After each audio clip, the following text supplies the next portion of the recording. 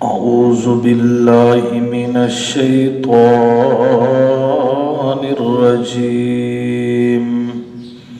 بسم الله الرحمن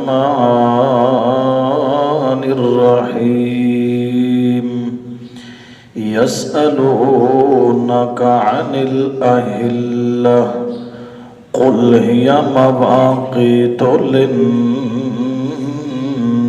والحج وليس البر بأن تأتوا البيوت من ظهورها ولكن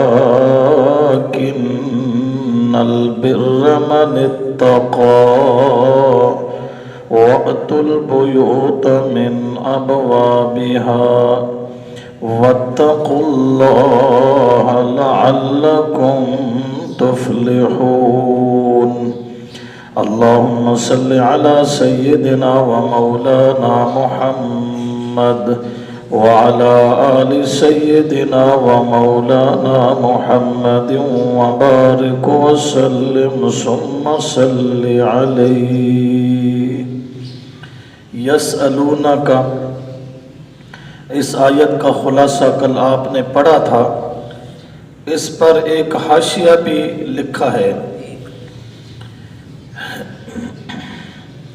علم معانی والوں نے یہ توجیہ کی ہے کہ انہوں نے یعنی صحابہ کرام رضی اللہ عنہم نے سوال کیا کہ چاند کے کم اور بڑھ جانے میں کیا حکمتیں ہیں. یہ بڑھ لکھا ہے، دو آنکھوں والا ہا اس کے ساتھ لگا دیں. لفظ کیا ہے؟ بڑھ.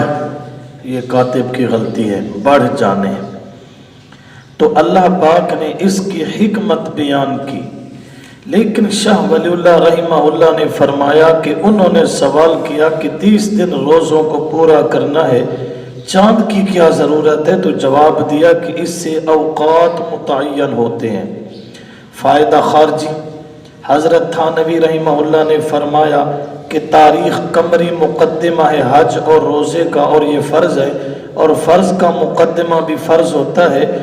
لہٰذا اگر سارے ملک والے تاریخ قمری چھوڑ کر شمسی لکھیں تو گناہگار ہوں گے. خلاصہ یہ ہے کہ چاند کی تاریخ بھی اپنے معاملات میں ملحوظ رکھنی چاہیے.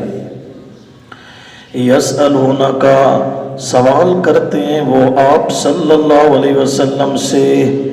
یہ امور انتظامیہ میں 5واں امر ہے نا، 5واں امر.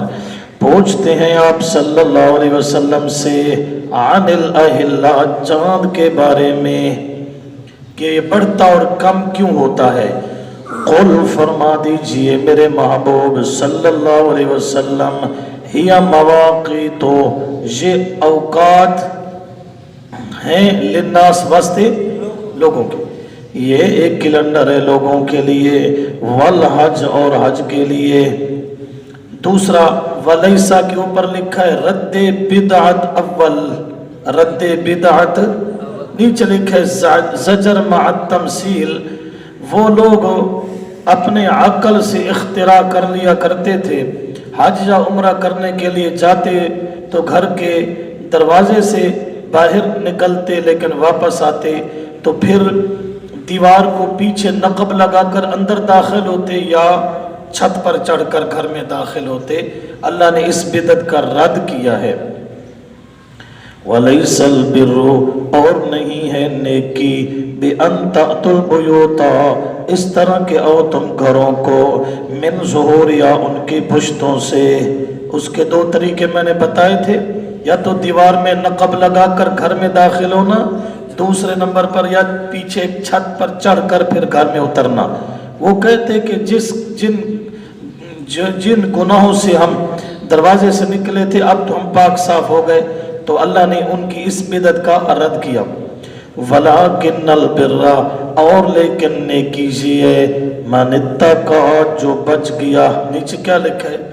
حرام سے. حرام سے بچنا، نہیں کہ تم حرام کام کرتے ہو ان سے نہیں بچتے اور بدعت گھڑ لیتے ہو. وقت البیوت، اور آؤ تم گھروں کو، من ابوابیا، ان کے ابواب دروازے. واتقوا اللہ، نیچے لکھا ہے اصل الاصول تو یہ ہے اور اللہ ہی سے ڈرتے رہو، لعلکم تفلحون، تاکہ تم کامیاب ہو جاؤ۔ نیچے کیا لکھا ہے؟ دارین میں، دونوں جہانوں میں کامیابی تقوی کے بغیر نہیں مل سکتی۔ وقاتلوا فی سبیل اللہ، نیچے کیا لکھا ہے فی سبیل اللہ کے؟ ہاں، 5 امور انتظامیہ اللہ نے بیان فرمائے، اس کے بعد حکم جہاد ہے۔ کچھ امور مصلحہ ہوتے ہیں، یعنی امور مصلحہ، اس سے بندے کی اپنی اصلاح ہوتی ہے، پھر تنظیم سازی ہوتی ہے، اور پھر جہاد و قتال ہوتا ہے۔ امور انتظامیہ کے بعد حکم جہاد، وقاتلوا فی سبیل اللہ، اور لڑو تم اللہ کی، الذین، ان لوگوں سے، یقاتلونکم، جو لڑتے ہیں تم سے۔ ابھی تک دفاعی جنگ ہے، وہ لڑے تو تم بھی لڑو، تم ابتدا نہ کرو، ٹھیک ہے نا؟ اس کو کیا کہتے ہیں؟ دفاعی جنگ ہے۔ نیچے لکھا ہے عہد شکنی کر کے، اگر مشرک عہد توڑ دیں، تمہارے ساتھ لڑائی شروع کر دیں تو تم لڑو، اپنا دفاع کر سکتے ہو۔ وَلَا تَعْتَدُوا، اور حد سے نہ بڑھو۔ نیچے کیا لکھا ہے؟ یعنی ابتدا، تم لڑائی کی ابتدا نہ کرو، ہاں وہ لڑے تو تم پھر لڑو۔ ان اللہ، انا کے نیچے علت لکھا ہے، علت کا معنی وجہ، اس کا معنی کریں گے کیونکہ اللہ کریم لا یحب المعتدین، نہیں پسند کرتے حد سے بڑھنے والوں کو۔ اللہ کے ناپسند کرنے کا مطلب اللہ سزا دے گا۔ وَقْتُلُوهُمْ، اور تم ان سے لڑتے رہو، ان سے لڑو، حیثو، جس جگہ، ثقفتموہم، پاؤ تم انہیں، اور قتل کرو تم انہیں جس جگہ پاؤ تم انہیں۔ نیچے کیا لکھا ہے؟ ہلو حرم، ہلو حرم، حرم میں لڑائی کرے تم ان سے لڑو، اور اگر حرم سے باہر ہل ہے، حرم سے باہر لڑائی کرے تب بھی تم ان سے لڑو۔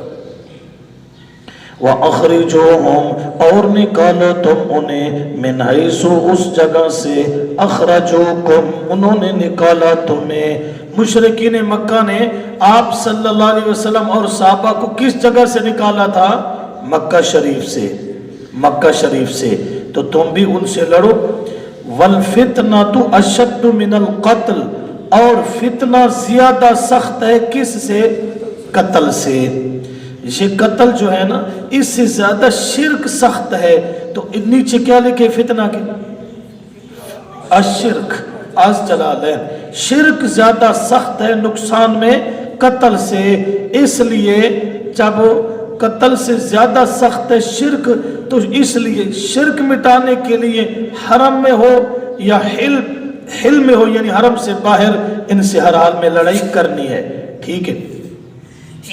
وَلَا تُقَاتِلُوهُمْ، اور نہ لڑو تم ان سے، عند المسجد الحرام، پاس مسجد حرام کے، یعنی سارے حرم میں تم ان سے لڑائی نہ کرو، حتیٰ یقاتلوکم فیہ، حتیٰ کہ وہ قتال کرے تم سے اس میں، یعنی تم حرم میں لڑائی کی ابتدا نہ کرو، ہاں اگر وہ تمہارے ساتھ لڑائی کرے تو پھر تم بھی لڑو۔ فَإِن قَاتَلُوكُمْ، پس اگر قتل کریں وہ تمہیں، فَقْتُلُوهُمْ، پس تم بھی انہیں قتل کرو، كَذَلِكَ، اسی طرح، جَزَاءُ الْكَافِرِينَ، بدلہ ہے کافروں کا، الکافرین، اسی طرح بدلہ ہے، جزا ہے کن کی؟ کافروں کی۔ اوپر لکھے ایسے کافروں کی یہی سزا ہے، نیچے کیا لکھا ہے؟ جو حرم میں لڑتے ہیں، جو حرم میں لڑے تم بھی ان کے ساتھ لڑو، ایسے کافروں کی یہی سزا ہے۔ سمجھ آ گئی؟ فَإِن، پس اگر، انتہوا، رک جائیں وہ، پس اگر وہ رک جائیں، کیا لکھا ہے نیچے؟ اوپر کیا لکھا ہے؟ کفر سے رک جائیں، مسلمان ہو جائیں، اب ان سے لڑائی نہیں کرنی۔ کیوں؟ فَإِنَّ اللَّهَ غَفُورٌ رَحِيمٌ، بے شک اللہ بخشنے والے مہربان ہیں۔ غفور کے نیچے لکھا ہے گزشتہ کفر کو، توبہ کے بعد، مسلمان ہونے کے بعد جو ان سے کفر ہوا تھا اللہ وہ معاف کر دیتا ہے۔ رحیم، علاوہ مغفرت کے نعم سے، کیا مطلب؟ مسلمان ہو جائیں، کلمہ پڑھ لیں، توبہ کر دے شرک سے، تو اللہ مغفرت بھی کر دے گا اور نعمتیں بھی دے گا۔